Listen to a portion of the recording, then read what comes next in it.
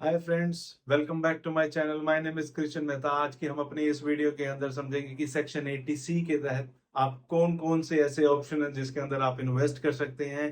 तो चलिए शुरू करते हैं। बट हाँ, उससे पहले अगर अभी तक किसी ने मेरे चैनल को सब्सक्राइब नहीं किया और अगर मेरे इंस्टाग्राम पेज को फॉलो नहीं किया है तो प्लीज फॉलो करें मेरे इंस्टाग्राम पेज को और सब्सक्राइब करें मेरे यूट्यूब अकाउंट को।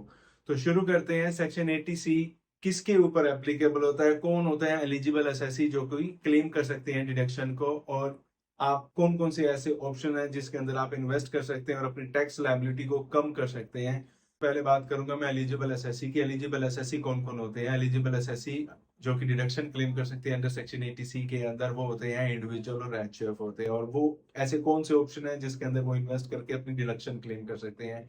तो ऐसे ऑप्शन में सबसे पहले मैं बात करूंगा एलआईसी, जो कि कॉमन है, सभी लोग एलआईसी परचेज करते हैं अपने लिए। तो वो डिडक्शन क्लेम कर सकते हैं। अब एलआईसी आप किसी से भी ले सकते हैं, चाहे वो एलआईसी से ले सकते हैं या फिर आप किसी अदर इंश्योरेंस से ले सकते हैं।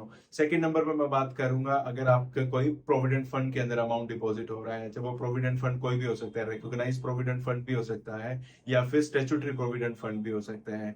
और इसके साथ साथ अगर आपने public provident fund account open करवाया हुआ है, देन उसके अंदर अगर आप अमाउंट डिपॉजिट करवा रहे हैं, then also you can claim deduction under section 80C।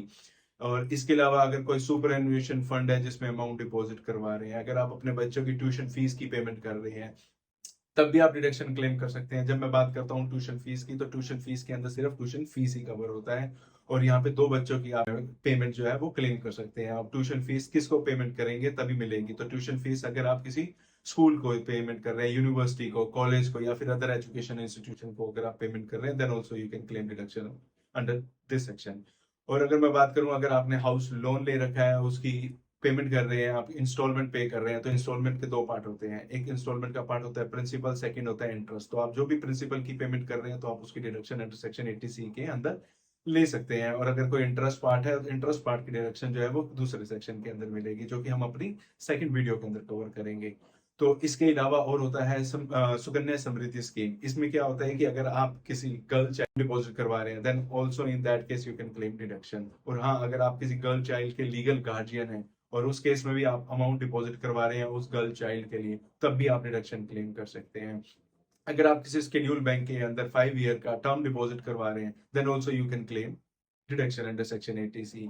Apart from this, अगर आप कहीं पे किसी पोस्ट ऑफिस के अंदर अमाउंट डिपॉजिट करवा रहे हैं 5/7 के अंदर टाइम डिपॉजिट स्कीम, तब भी आप डिडक्शन को क्लेम कर सकते हैं। ऐसे 25 ऐसे ऑप्शन हैं जो कि 80C के अंदर बताए हुए हैं, जो कि एप्लीकेबल होते हैं इंडिविजुअल और एचयूएफ के ऊपर।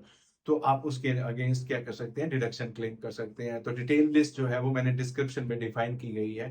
ये वीडियो पसंद आई है तो प्लीज लाइक करो, सब्सक्राइब करो मेरे यूट्यूब अकाउंट को और फॉलो करो मेरे इंस्टाग्राम।